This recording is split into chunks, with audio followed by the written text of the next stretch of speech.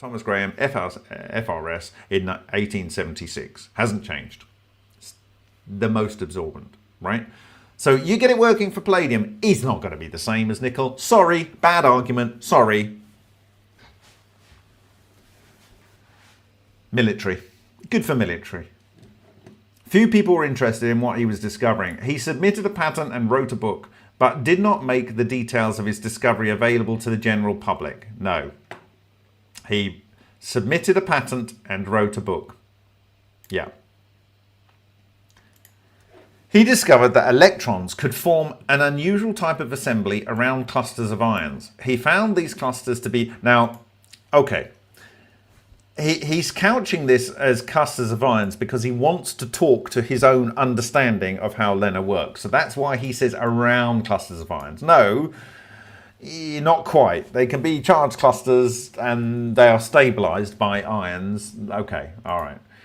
He found these clusters to be very common in every gas discharge, by which he could make the EVOs very easily.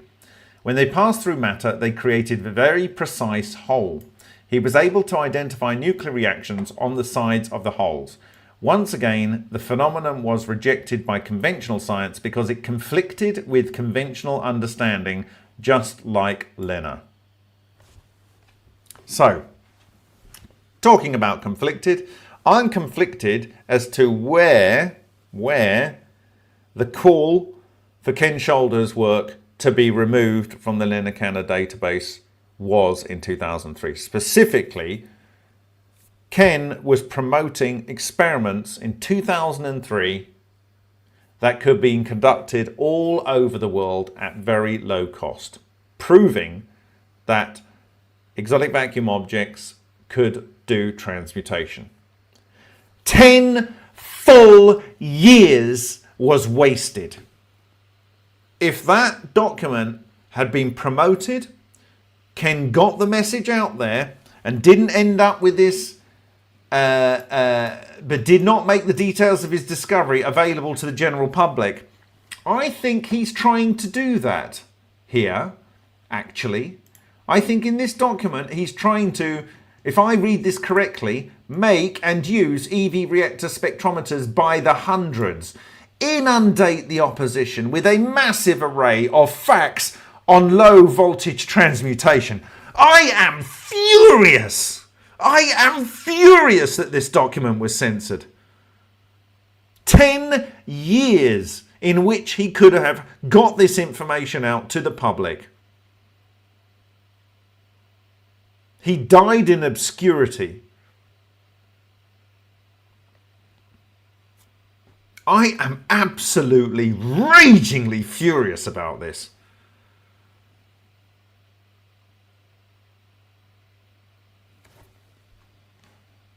Inconvenient. Politics. People might not understand it, or people might get a bit woo-wooed because they're in their ivory towers of scientific groupthink. If it's not DD fusion making tritium or helium, it's not real. It can't be real. Can't be real. Very inconvenient. Very. I am utterly beside myself. 10 fricking years he could have given.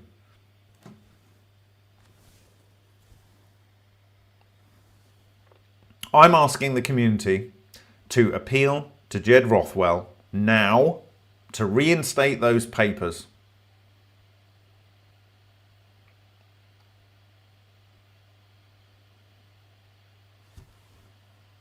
I'm asking Dr. Edmund Storms to demand that those papers, and if there's a recording, for it to be added to the archive.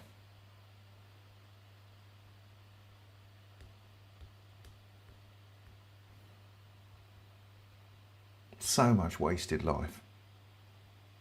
So much wasted life.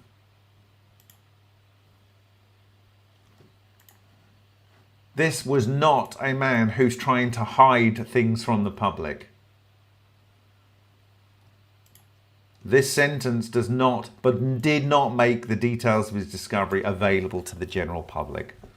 These two things are not consistent. They're not consistent. And as we have shown, yes, this very day, these papers by Ken Shoulders are not available. And Jean Mallow's words here ring true. This is known as science by politics. It is disgusting. Storms doesn't have a leg to stand on, and he knows it. Furious.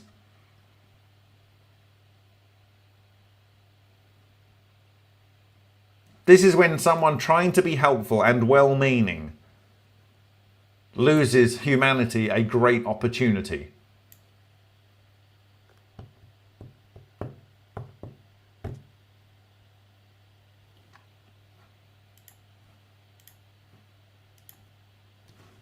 Inconvenient.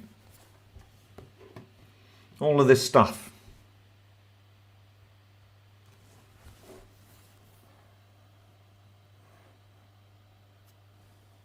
Thank you, Scoggy Hoggins. Yeah, Scoggy Hoggins is absolutely bang on the money. Everyone is busy doing their own thing or just trying to survive themselves. I worked at the Car Company Research Centre, tried to share my enthusiasm with some of my bosses there, and they got, "That's not what we do here," responses. Yeah.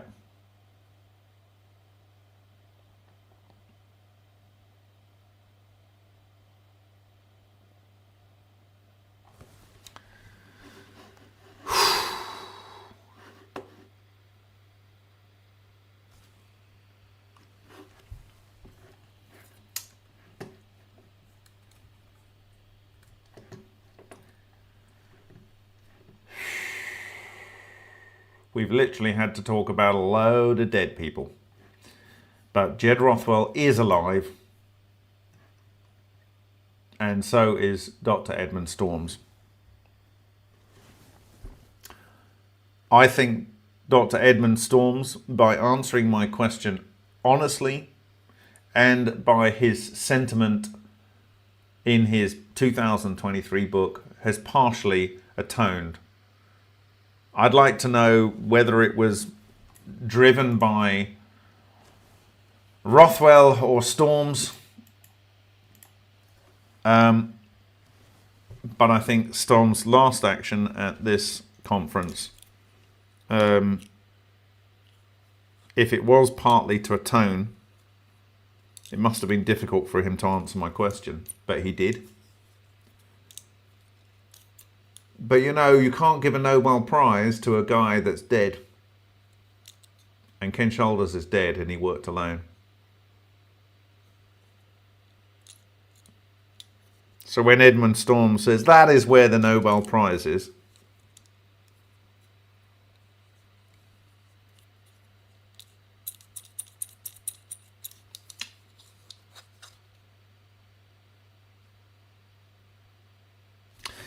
okay, I will answer your questions. I will do a brief overview. So we looked at these electrode discharges here. We saw that it produces literally like a nuclear bomb going off, like this, in these things. We looked at our blog and the fact that Dr. George Miley here, mentioned by Ken Shoulders here. I've got Harold Putoff as well, of course, because they connected the two. So we've got George Miley and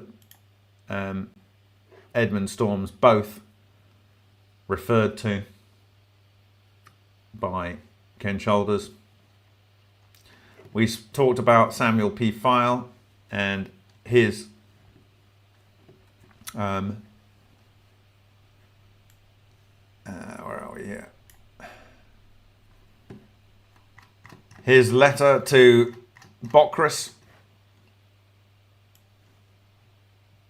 here, where he did the exploding foil, exploding wire to produce effectively ball lightning, and he called it a neutronic fusion, and he wanted to give it out to the world for peaceful purposes. And I've still got more mosquitoes, which are not very peaceful. So this is something that people can replicate, but be careful as ever. He then talked about several people, but essentially came to the same conclusion that I did, that HHO was Lena in a can, or should I say a Marsagas was Lena in a can. Is that what I called it? I might have called it a Marsagas Lena in a can. Yeah, let me have a look. Probably find it from here better. No, anyway. And we looked at these transmutations, which are, none of them are helium. And we looked at this work here by Matsumoto, where he saw these ring clusters decay, but also he saw these similarly sized material in hemispherical sections cut out of a nickel cathode. And that is that.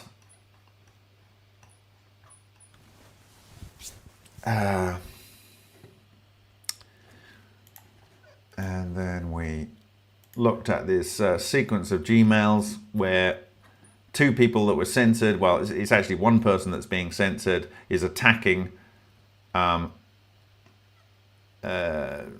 Edmund Storms for his censorship,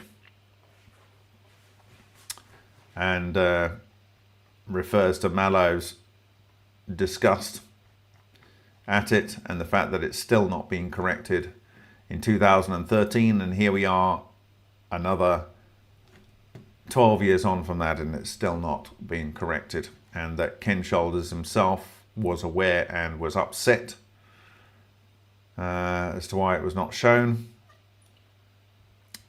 Those are the actual emails of this Lena Canna nonsense. And lastly, what did we show?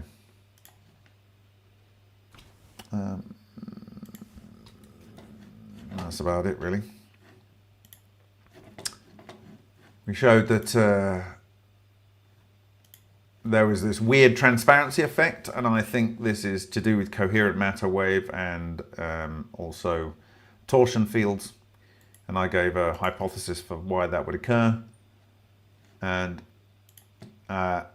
SP fail was mentioned in these documents here, SP fail, and he did these explosions of ball lightning, and that is about it, really. So that is what I would call inconvenient. So if you have a question, I will take it now. Hi Bob and all, don't really get it, but I watch when I can out of respect. Can someone respect cause somehow? I know this is for all of us. Thank you, and respect. Yes, it is for all of us. Glue on soup at the Misfits Cafe. Yes, that would be great.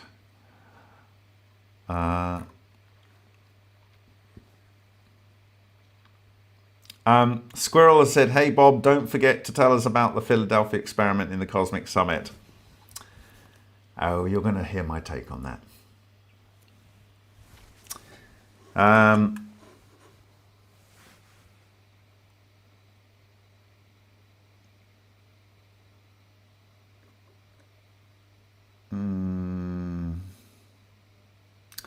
CBK Wahoo says they're giving all the prizes to warmongers, not the peacemakers. Yep, I think they are, yes.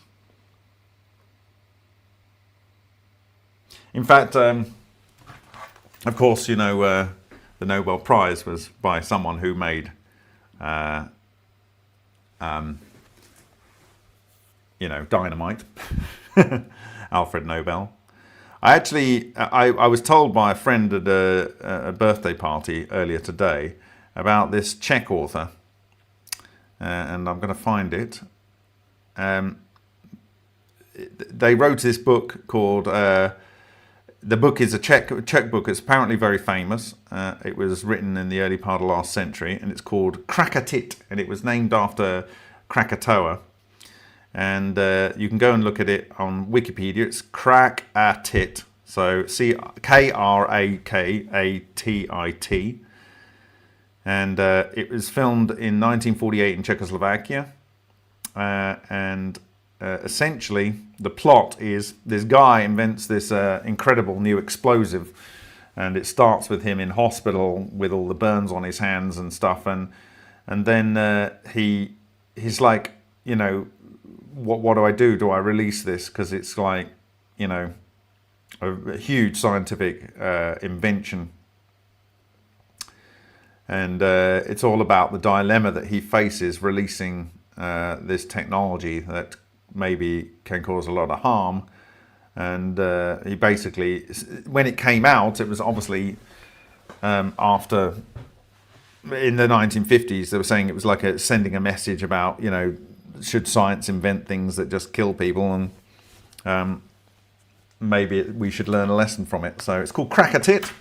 You should check that out. It's got the same kind of message that some people might use to defend shutting stuff down.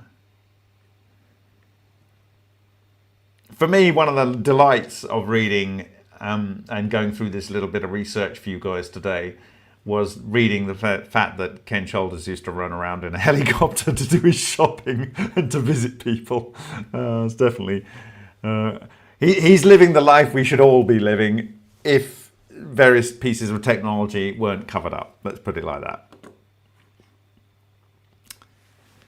Okay.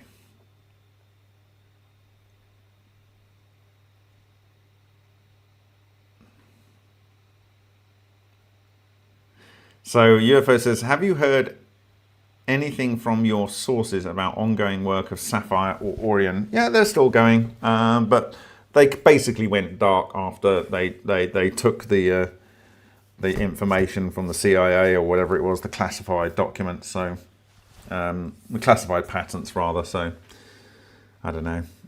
We've got to do this ourselves, and we have to do it open. So. Squirrel says, Bob, have you ever heard of Edgar L. Hollinghead? Do you think this might have anything to do with EVOs? I don't know. I might look into it. Yes, Ken had a son who worked with him. I think it's time to reach out to Steve. I think his son's called Steve. I don't know if his son's working on it because I think all the equipment was spread to the winds.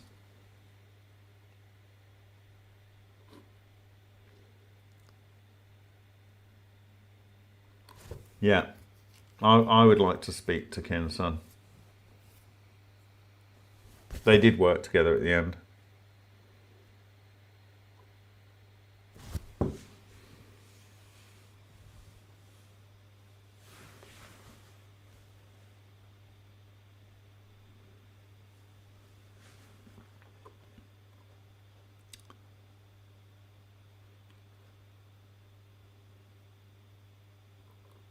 Okay.